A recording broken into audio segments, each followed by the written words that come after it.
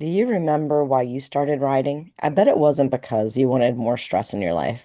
I bet it wasn't even because you wanted to perfect the technique of riding, of keeping the horse between you and the ground.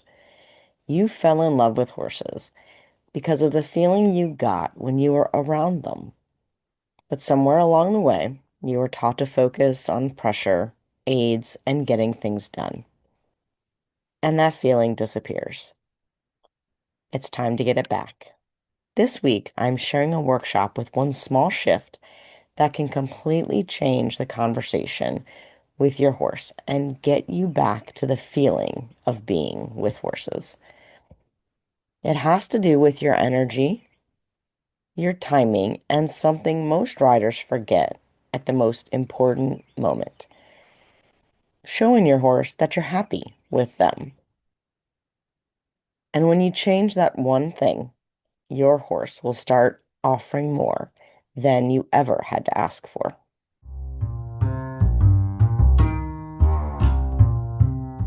Welcome, friends and fellow horse fiends. I'm Anna Fox of Equus Enlightened, and this is the Thinking Horse and Rider, the podcast dedicated to training you to become the best possible partner for your horse. Here, we explore the science and soul of horsemanship. We dive into equine behavior, the psychology of partnership, and compassionate training methods that help you become a thinking rider who creates a thinking horse. Because when you understand how your horse's mind works and show up with empathy and presence, everything gets easier and a whole lot more fun. My goal is to keep riding easy and fun for everyone, while helping you deepen your connection, find more flow, and maybe even create your own unicorn along the way. Whether you're working on dressage movements or just trying to understand why your horse did that thing they did, we'll explore the research, the real talk, and the small shifts that make a big difference in and out of the saddle. So grab your boots, take a deep breath. What are you waiting for? Come ride with me. This is our chat on awareness, what I think is one of the biggest missing pieces in most horse-human partnerships. We're going to talk about the energy you bring, your timing, and also the joy you feel at the release and reward stage. And for most people, it is a different way to think about it because a lot of us are taught pressure and release or escalating pressure, but not necessarily how to feel when we ask the question and then how to feel when we give the reward.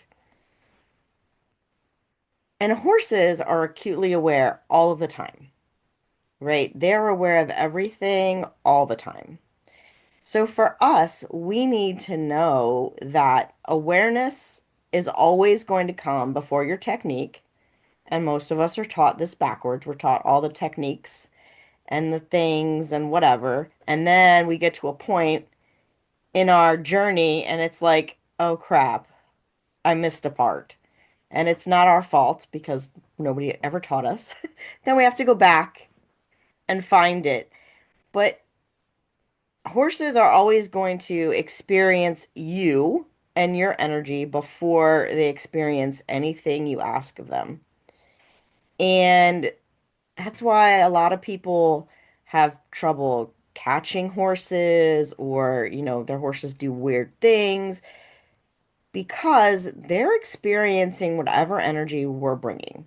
So your posture, your breath, the emotional tone, all of that shape your conversation the minute you get to the barn. Whether you had to walk there from your house or you had to drive there from work, either way, it shapes your conversation before you start giving any aids or cues. The most common energy states that I see with people, and nothing is wrong with any of these, and we all might have them from one day to the next, but the rushed and driven, very common, and they often go together, I've noticed. It's very unlikely to have somebody who's rushing who is careful or a little bit hesitant. If you're a rushed person, and I can speak from experience here, you are driven to get things done. That's probably your mentality. I need to get this done. Hesitant and careful is great, but then sometimes the horses feel that and they're like, uh-oh, why are we being hesitant and careful? Is there something I should be worried about? So then their little survival instincts kicked. Also, your rushed and your driven energy can cause that too. Do we need to run away from the lion? So either way, you're going to bring in something that might cause their physiological state to shift. And then the calm but disconnected person who's like, yeah, I'm real type B personality. I don't find that many equestrians fit that role, but they are out there. Um, and for those people, the horses are usually so calm as well, but they're just usually not doing the things that you want them to do because they're not feeling that connection. They're not feeling your intention and your energy, but they're just, like, oh, it's nice you're calm. So if any of those speak to you, just think about how you're bringing your energy to your horse because each one creates a really different conversation. And none of them are bad, and we can work with all of them. But the first thing I would want you to say is, are you asking a question? Are you asking a question or are you demanding something from your horse? As Joanne said earlier, are you saying, I just do this thing? Or is it a question and answer sort of conversation? I think that the question and answer conversation gets you further, faster, and it also creates a better relationship. There's a difference in your posture, your breath, your intention, and your emotional tone with each. You can play with this. Play with it with your spouses or your kids. Like, demand that they do something. And my kids are really aware. It's probably my own fault. But if I say, can you take the trash out? Or will you take the trash out? They will answer me for real. And it's annoying. Okay. They'll say, well, I can. Or no, I will not. And I'm like, that's not really what I meant. What I meant was, I need you to take the trash out. So sometimes we want to ask and we want to be nice with our horses, but sometimes we also need them to do something. And in that moment, you want to have the little bit of, I'm asking you this, but it's sort of a demand. I need it for your safety or my safety or whatever. So you do need to have the nuance in the conversation. If you're aware of your normal posture, breath, intention, and emotional tone, you can switch it very quickly to say, hey, I need this. Or if you ask the question and you don't get the answer that you needed, for instance, if it's a safety issue and you say, I need you to get out of my space, like your horse is losing its mind and you need him to be at the end of the rope, and they're not there, then you change your posture and you say, get out of the way. And they're like, oh, yeah, right. I got to get back here. Then I can lose my mind. And then you can go back to being neutral and even happy. And hey, yay, thank you for getting out of my way. That's exactly what I needed you to do in that moment. But a lot of times, what we do is we hold that posture, breath, intention, emotional tone way past the ask.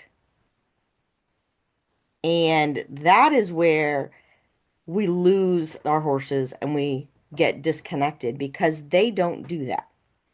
If you notice horses in a pasture herd situation, if they need to talk to another horse out loud where we can see it, they make it happen and then it's over. right? They do not follow that horse around the field and say, "Do you remember 5 minutes ago you did that thing to me?"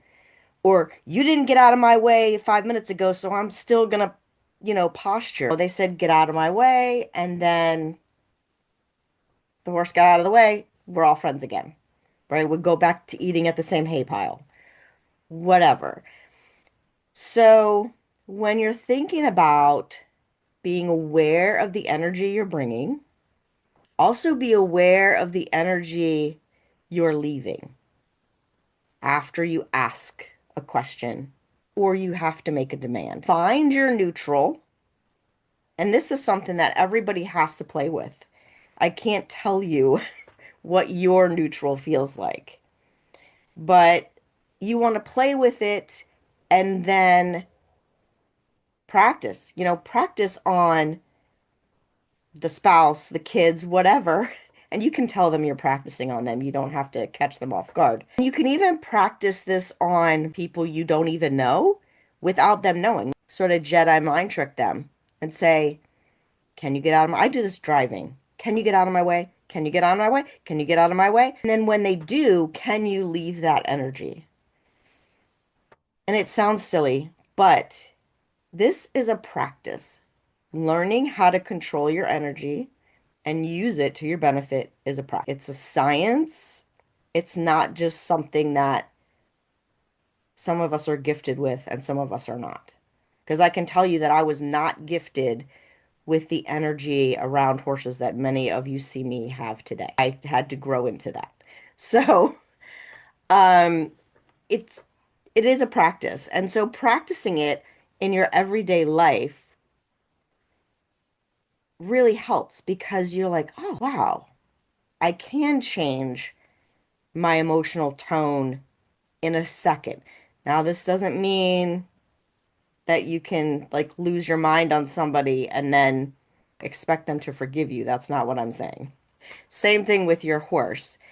It's just a practice of, can I up the emotional ante, make a little demand, or ask a tough question, and then bring myself back to neutral and not leave anything on the table.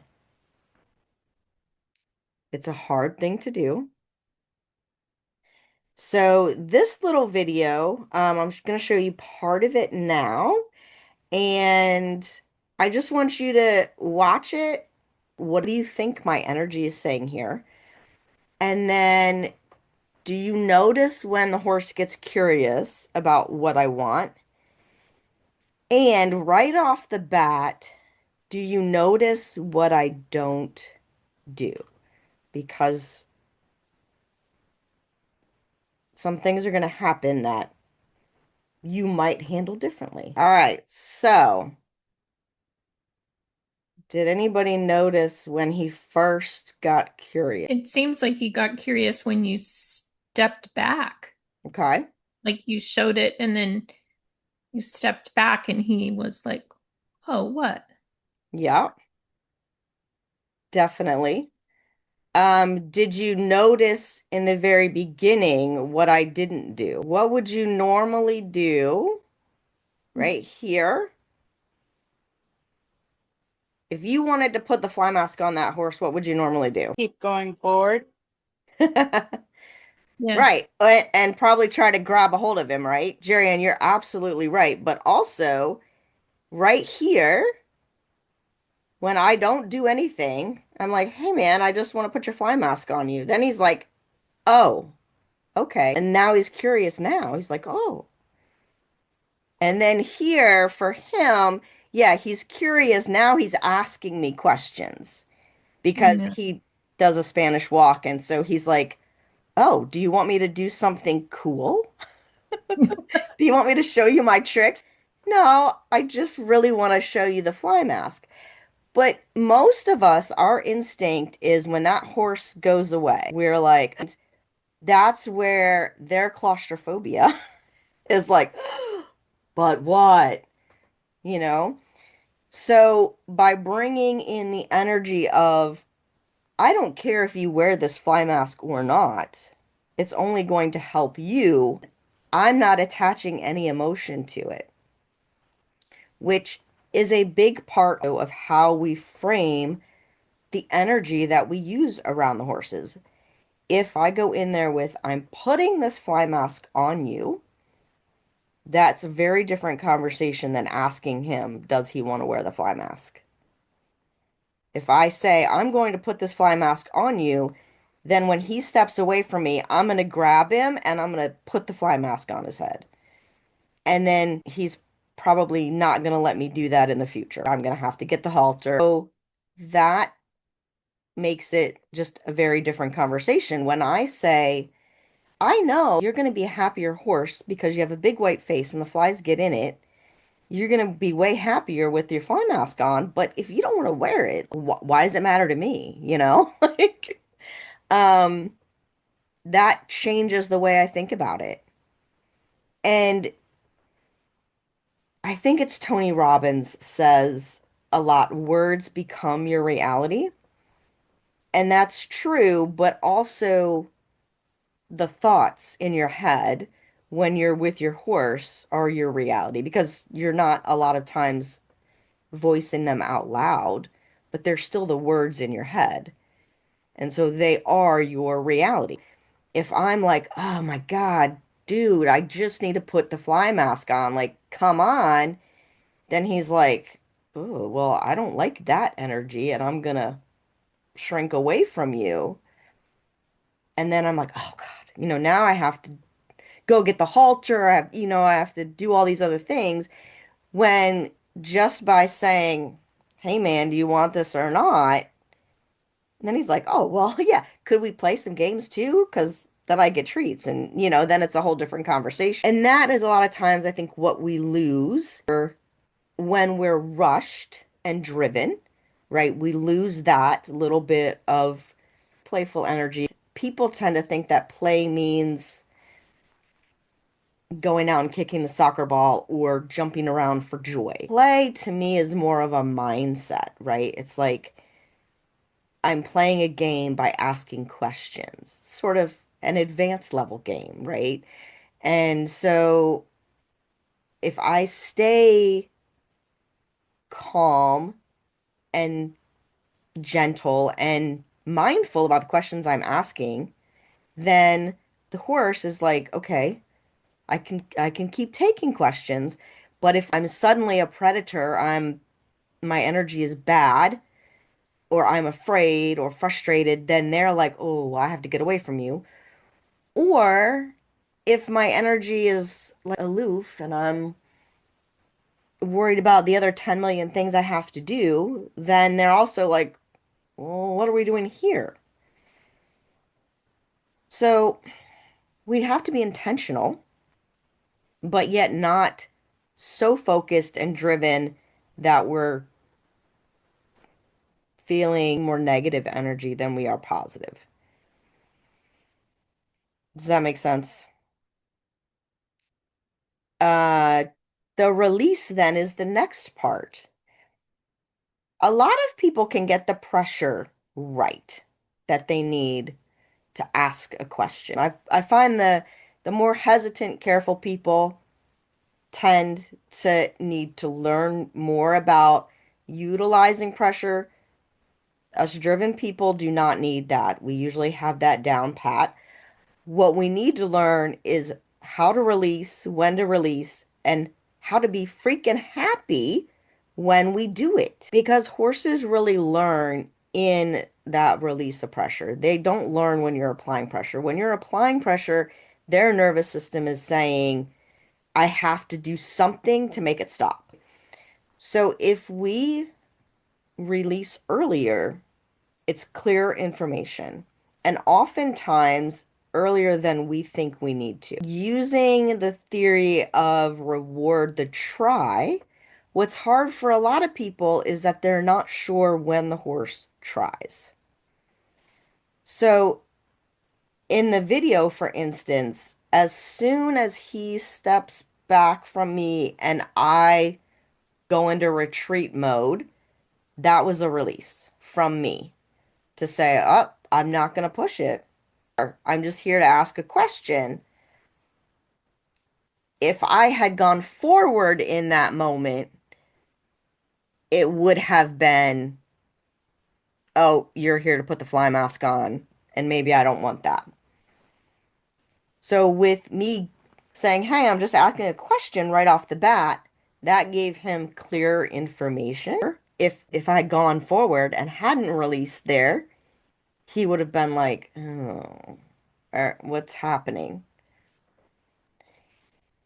And then we have that little niggling thing in our brain that's like, well, I'm not sure if they tried, so just in case they weren't really trying, I'm gonna go one step further. And then that muddies the water too, because the horse is like, well, I think I did the thing, but then you still asked me to keep going, so I maybe that wasn't the thing and I need to try something else. Maybe in that video, I released too much and backed away from him, and he's like, oh, well, maybe it's not the fly mask game. Maybe it's something else. Or maybe he just wanted to show me he could do other things to get treats. I don't know, but I'm just going to take that as information. So next time, maybe I don't go back as far. Maybe I sort of shift my weight back instead of actually stepping back in that retreat phase. That is a really difficult and nuanced place to start talking to your horse when you want to start. I like the word titrating. Titrating your asks and your release. You can play with it and you can figure out pretty quickly if you're aware and you're watching your horse when they go, hey, ears up, curious, are you asking me something? Or when they're like, ugh, I don't know. Or they start gnashing their teeth when you're riding, or, the ears come back, or they start twitching, or the tail starts going. You know, in those cases, releasing the pressure and then going again is better than maintaining pressure and trying to figure out what's wrong. Because while you're maintaining that pressure, their nervous system and their minds are like, what's the thing? I don't know what the thing is. Ah. But if you just say, ah, I don't know what the thing is either. Okay, but let's try this again. Then they're like, okay, all right, we're trying again. That's cool. I can do that. And that's what makes your clarity live in the timing of the release, is that keeps the horse engaged in the conversation. If you're too late with it, they're going to wonder. It's really hard to be too early. Now, like I said in that video, maybe I was either too early or maybe too much with my release. I would say too much with the second release and stepping back rather than too early. Don't be afraid to release and then ask again right away. If you feel confident that was the right thing, I think we could do it again, then ask again. But if you're like, I don't know what's happening here, that's when you want to really practice that pause and go, okay, what can I make more clear? What question can I ask better? Now, we've already talked about this a little bit, but we're going to watch the little clip again because I wanted you to hopefully also notice my face. And I took the sound out of this because it was a little bit background noisy, but did you notice how many releases? Was there just the one? Were there some micro releases in there? And what else didn't I do? Even when he wasn't sure about the the thing, he's like, well, I don't know. And then he's like, oh, this is a series of mini releases. That's my backup, my retreat. And then you can't see it, but I'm like smiling, like, come on, buddy. Then I release again. So it's a little series of,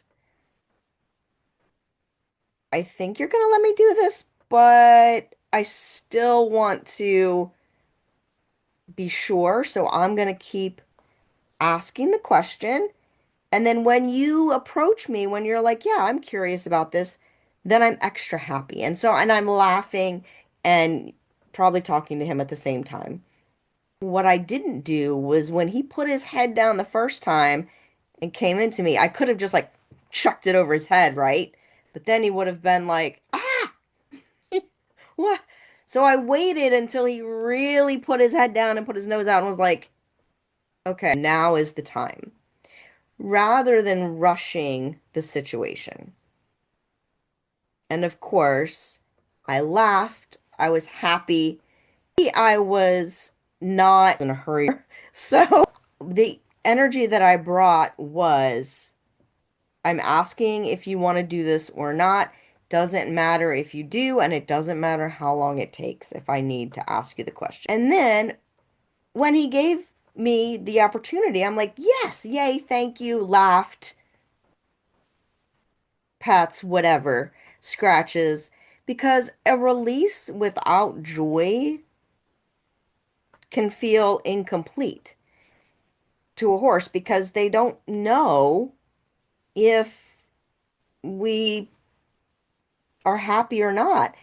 And that's really what they want, a happy, emotional feeling around them. So when we can show them, yes, we're happy by softening, exhaling, being easy in our body, and showing that emotional contrast between I'm asking, I'm demanding, and yes, thank you so much for offering that. I'll tell you a story when I was one time at a Karen Rolfe clinic and we were doing an exercise online and you get the horse to give you 100% effort on your intention, right? So you like stand up, send them with your finger, and they should blast off, right? The same horse in this video, Gus. Gus doesn't blast off for much of anything, okay? And so I thought, oh gosh, I don't know how this is going to go. But as it turned out, I could get him to go. I could get the blast off. But then what I couldn't get was him to come back. He was just ripping around the circle and like, ah! And I'm like, oh my God, like, this is not my horse. I don't know who this. We tried a couple different things and it just was not working for me. And so she comes to me and she says, part of it is your energy, your intention is still in that learned lunging experience, right? Like, I'm ready and we're doing this thing and this is the way it is. And so once he would go, I thought I was relaxing and I thought I was releasing, but I'm not. I'm just there. And so he's like, "What? I don't know what to do now." She takes the rope, sends him out, and he goes. And then she turns around and talks to me. And he stops dead and turns and looks at her and starts walking in, like, oh, okay. Like, that was it, right? That is an art that you have to practice. It is not something that is innate to most of us. Um, so just so you're aware, practice makes perfect, and practicing it all over the place, it's very helpful. Now, this is a longer version, the whole video. And the black horse, she hated the fly mask. Oh my God. So she was not going to be involved in any conversation about wearing a fly mask at all. Although I did eventually get her to the point where she would. The practice for all of you now is when you enter your horse's space, reset, notice how you're asking for things, and then be clear with your rewards. So When you enter the space, you're going to pause, notice your energy before you do anything else. Take a couple breaths if you need to. Make your exhales longer than your inhales if you're rushed. Imagine the positive outcome that you want for the day. Doesn't even have to be for one task. It can be for the whole day. I just want to leave here happy, healthy, and with my horse going back to his buddies saying, my human's kind of cool. And then ask, right? Ask the question. Don't demand. Ask. Can you? And then release and smile at the first sign of a try. And this was the ending to my story of Karen Rolfe. Then she told me that what I had to do was make a huge big fuss over my horse and sort of cheerlead, yay. This is totally against my personality. For those of you that know me, it would be like me going to an interpretive dance class. I was mortified. And this was in a clinic with other people. This was not a private lesson. Okay. So I had to go in this arena and be like, yes, oh my God, Gus, you're the most amazing pony in the barn. It worked. I felt ridiculous, but it absolutely worked. And so after that, for many years, I overdid it. And then I learned that, okay, I can smile and I can show my joy that way without having to be so over the top about it. So the one thing that my dad would always say to me, even when he knew nothing about horses, when I was 8 years old and showing and used to drive me absolutely insane, smile, actually finally made sense to me. So now, when I'm in the show ring and things go wrong, I can smile because it's just a question. Obviously, it couldn't happen in that moment. It's whatever, right? But it took me, I don't know, at least 20 years to figure that out. Um, so release and smile at the first sign of your horse's try. Even if you weren't sure if it was a try, it's okay. You can try again and find out. And then pause, exhale, allow the happiness, and then you can ask again. But don't get so caught up in your asks that you forget to allow your horse